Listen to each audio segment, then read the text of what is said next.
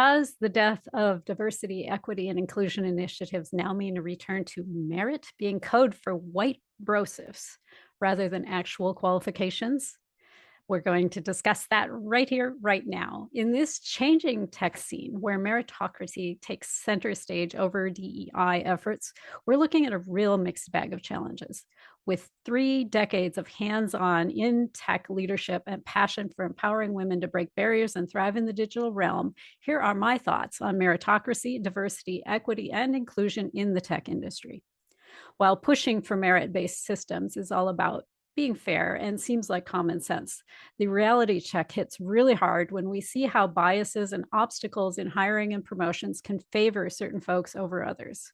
Without strong DEI frameworks to tackle these deep-seated issues, we're staring at the ugly possibility of keeping exclusion alive and well, and having bias dressed up in fancy clothes where merit becomes code for white brosif. Let's not overlook the fact that women who are already scarcely seen in top tech roles could find the climb even steeper without diversity measures. The problems that follow are not just about widening the gender gap and the pay gap, it's about losing all the creativity and innovation that also comes from a diversity of life experiences. The tech realm is at a pivotal moment, begging for a smart mix of meritocracy and proactive diversity tactics to pave the way for non-brosifs to shine in tech leadership. Now, let's dive deeper into the murky waters of meritocracy and human psychology. Buckle up as we uncover the 5 hidden biases and pitfalls that lurk beneath the simple, shiny surface of meritocracy. The first one, confirmation bias. And here's the catch. Our brains like to play favorites with information that seems to confirm what we already believe. In a meritocracy, this can mean missing out on seeing the true potential of folks who don't match the typical success story. It's like wearing blinders to talent that doesn't fit the mold and keeping opportunities unfairly out of reach.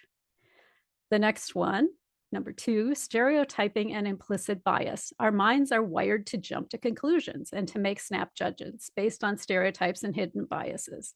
It's an evolutionary adaptation that's helped to keep us safe over the years, but it's less productive in our modern society where we don't need to be concerned about tigers jumping out of the bushes.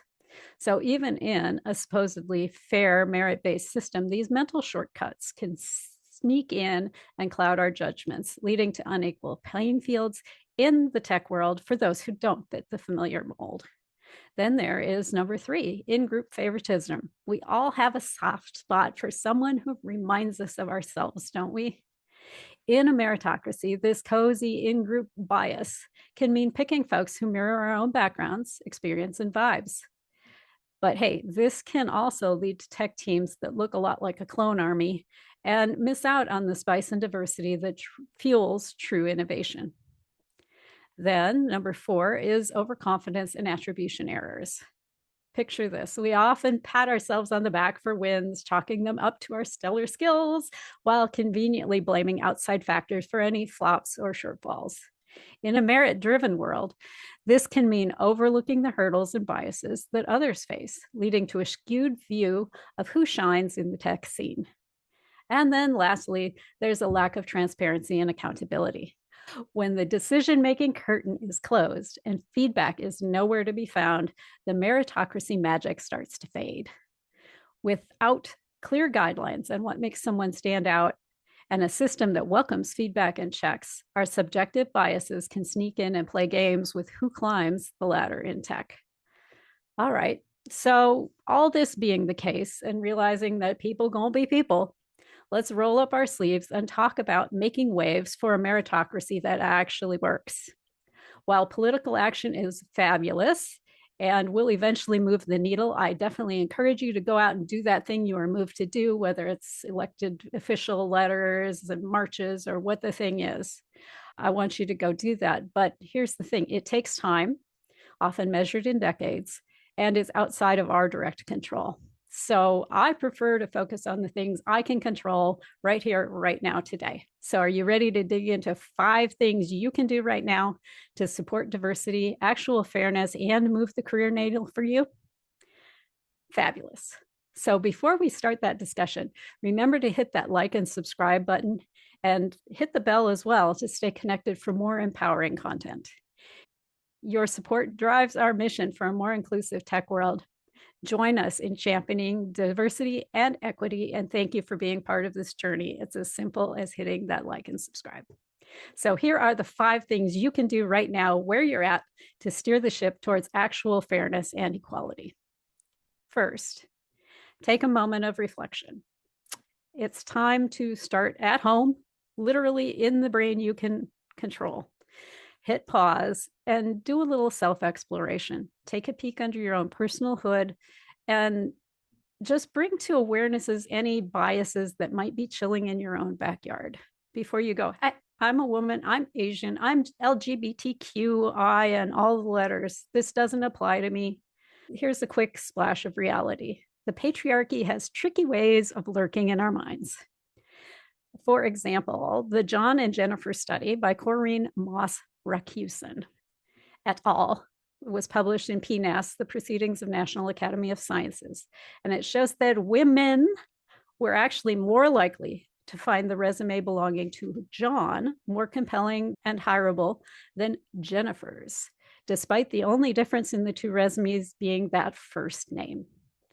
So understanding that you have unconscious biases, noticing them and owning up to them will be the compass that helps keep your decision-making true and fair. And bonus tip, when you're out there in the job market, if you are a female or female leaning, keeping your name as gender-free as possible on that resume or even tilting it in favor of a male first impression is going to help you get through the door and become a real person as opposed to an unknown quantity on paper. So go with J.A. Smith or Alex Q. Public if you're an Alexandra. Go ahead and take advantage of shortening that to something that's male sounding to give you a little edge. So that's your bonus tip. So number 2, and I almost didn't include this one because as women, we tend towards overqualified before we even think about applying for a position. However, tech moves fast and what's in demand changes rapidly. Number 2 is sharpen those skills. Strap in for a skill sharpening ride. It's all about fueling your growth and edging closer to the competitive edge solely based on merit. Keep that learning train steaming ahead to beef up your qualifications and your certifications so you are on standby for any unexpected opportunity curveballs. Beware, though, of getting caught up in the alphabet soup game. Sometimes it's as much or more about your results than your certifications. And this is where number 3 comes in. Let's sow those seeds of connection. Now let's get those networking seeds planted and watch them bloom into opportunity trees. You want to forge some genuine connections with folks in your industry who share your vibes and your passions. A flourishing professional network opens doors based on your pure merit and competence because they know you and they have seen you in action. It's also a great place to find a sounding board on whether you actually need those extra letters and certifications that you're thinking about. And moving on, number 4, champion true merit everywhere. It's time to grab that meritocracy flag, paint it in pretty colors, and lead the way. Raise your voice for practices where merit is measured in actual, factual, trackable, and dare I say, transparent ways. Advocate for initiatives that sparkle with diversity, equity, and inclusion to level the playing field for all based on their legitimate talent, skills, and experience. I know it might feel like selling out, but participating in the system allows you to influence how that system runs. So be involved in every way you can. And then number 5, embrace the spirit of mentorship and sponsorship. Seek out wisdom that comes from mentors. And that's not always someone that's ahead of you. Sometimes it's someone that's parallel to you or alongside you who has a different experience that they're bringing forward where you might benefit from some insights. So leverage that guidance and those opportunities to fine tune and build your own raw potential and flair. And guess what? You need to flip the script as well. Spread your mentorship wings and support not only those in your workplace, but also those in your community, and making opportunities available to other diverse people.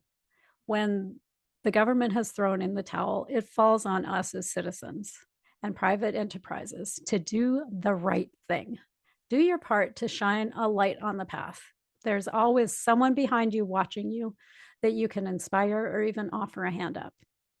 So, all right, we've covered some serious ground today in the tech realm, from delving into the nuances of meritocracy and its pitfalls to unveiling actionable steps towards a more inclusive and fair environment and a roadmap for real change. And remember, it's not about personal growth and advancement all the time.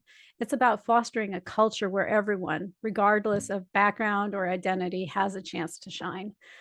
So let's carry a torch of meritocracy and diversity forward, championing fairness and equality every step of the way. And until next time, keep striving, advocating, and pushing for a tech world where everyone can thrive.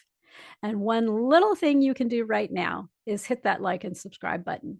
Your support with the algorithm supports my mission, our mission, for a more inclusive tech world. And thank you for doing your bit. And to pay out on the question at the top of the video, does the death of DEI now mean a return to merit being code for white brosives rather than actual qualifications, and the death of your C-suite dreams as a woman? So this was a long walk to the short answer. While it's true there are groups who will use merit as code for brosive rather than actual qualifications, no, this does not necessarily mean the end of your dreams. You may need to get more creative, savvy, and discerning about the C-suite you're shooting for, but go for it, because entering that world allows you to be the change that's needed to the quote unquote system. And there are generalizations, but there are always exceptions in the specific. So go out there and go get it. For more tips on navigating the tech industry in your stilettos, check out the next video. And until we meet next, go out, be bold, and be beautiful.